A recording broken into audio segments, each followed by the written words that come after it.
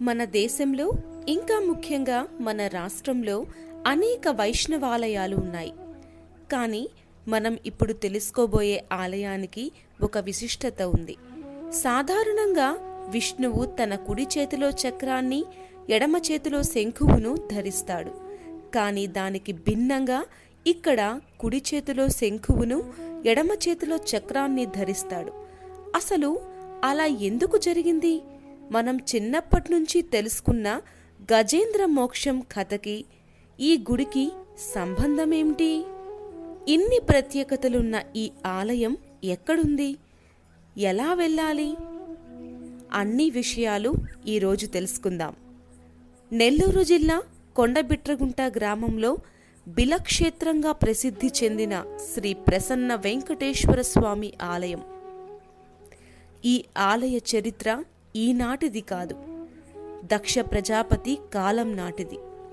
లోక కళ్యాణం కోసం దక్షుడు ఓ మహాయజ్ఞం చేయాలని సంకల్పిస్తాడు.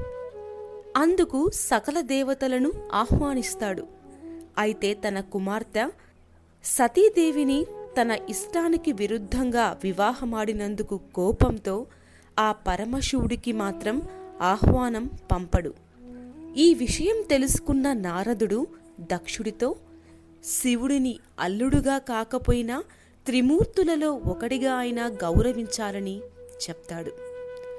అహంభావి అయిన దక్షుడు శివుడిని ఆహ్వానించకపోగా త్రిలోక సంచారి అయిన నారదుడిని తన శక్తితో భూలోకానికే పరిమితం చేస్తాడు.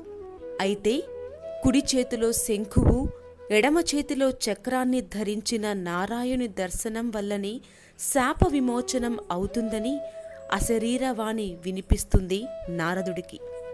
దాంతో నారదుడు బిట్రగుంట సమీపంలోని కొండపై పడమట భాగాన ఓ గృహంలో తపస్సు చేసుకుంటూ శ్రీహరి కటాక్షం కోసం ఎదురుచూస్తుంటాడు.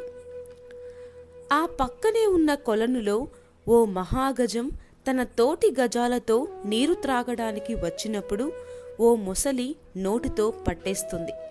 దాంతో ఆ మహాగజం బాధతో శ్రీ మహావిష్ణువుని కాపాడమని ప్రార్థించింది.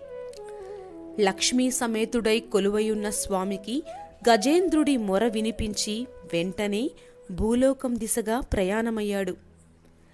ఆ వెంటే శంకుచక్రాలు స్వామి మమ్మల్ని ధరించండి అంటూ విష్ణుమూర్తి వెంటపడ్డాయి. అయితే ఆ తొందరలో విష్ణువు కుడి చేతిలో శంఖువుని, ఎడమ చేతిలో చక్రాన్ని ధరిస్తాడు. నిజానికి ఇది పొరపాటు కాదు. గజేంద్ర మోక్షంతో పాటు నారద శాప విమోచనం కూడా జరగాలని. స్వామివారు మొసలిని సంహరించి గజేంద్ర మోక్షం గావించారు. అరుదైన స్వామి రూపాన్ని దర్శించుకున్న నారదుడికి శాప విమోచనమైంది.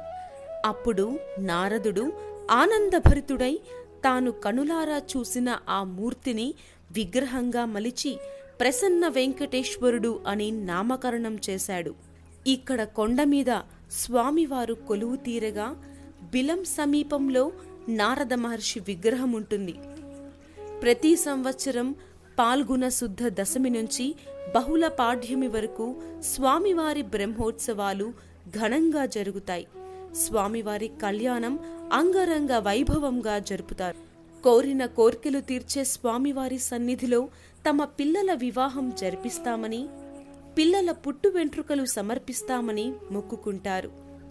ప్రతి సంవత్సరం స్వామివారి సన్నిధిలో కొన్ని వేల వివాహాలు జరుగుతుంటాయి. ఇంత ప్రత్యేకత ఉన్న ఈ ఆలయాన్ని ఈ నియోజకవర్గం మాజీ ఎమ్మెల్యే శ్రీ బీద మస్తాన్ రావు గారు చాలా అభివృద్ధి చేశారు. ఈ ఆలయం నెల్లూరు జిల్లా ప్రధాన నగరమైన నెల్లూరు నుంచి 44 కిలోమీటర్ల దూరంలో ఉంది. 50 నిమిషాల బస్సు ప్రయాణం. కావలి పట్టణం నుంచి 13 కిలోమీటర్ల దూరంలో ఉంది. 15 నిమిషాల ప్రయాణం. ఈ దారిలో వెళ్లే అన్ని ప్యాసింజర్ ట్రైన్స్ ఈ ఊరిలో ఆగుతాయి. వెంకన్నపాలెం రైల్వే స్టేషన్ నుంచి 2 కిలోమీటర్ల దూరంలో ఆలయం ఉంది. కొండ మీద ఉన్న ఆలయ ప్రాంగణం నుంచి చూస్తే చుట్టుపక్కల గ్రామాలు, పొలాలు, కోనేరు, స్వచ్ఛమైన గాలి, వాతావరణం మనసుకు ఆహ్లాదాన్ని కలిగిస్తాయి. రండి, దర్శించి తరించండి.